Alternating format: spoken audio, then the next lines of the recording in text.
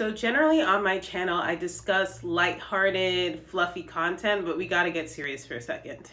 This ban on TikTok is essentially censorship, if you really look at it, because it's not just TikTok. It's any app that they deem a security threat. Literally any app that they determine a security threat. That's insane. It's astounding to me that in a housing crisis, the inability to afford healthcare, student loan debt, layoffs, the job market, that we are focusing on banning TikTok as our first priority. In my theory, the reason why the government wants to put a ban on TikTok is because they do not have a monopoly on income. The amount of money that TikTok is receiving and the US government is receiving none of that. They want a part of it. The US government is not profiting off TikTok. That is why they want to monopolize.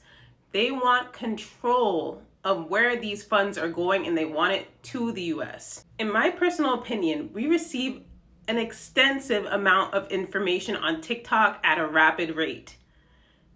They cannot, it's not control because you don't want to sound like tinfoil hat, but they cannot put out their perception of that information beforehand, especially on an app like TikTok. We receive information so quickly that they cannot control the amount of information and in the influx of information that we receive.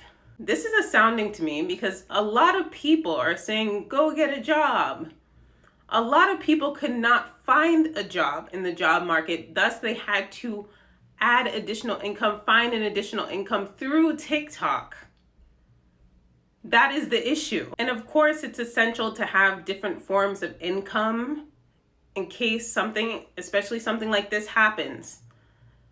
But to not see the initial issue that the job market is so terrible that people need to come to TikTok for additional income just to live and survive.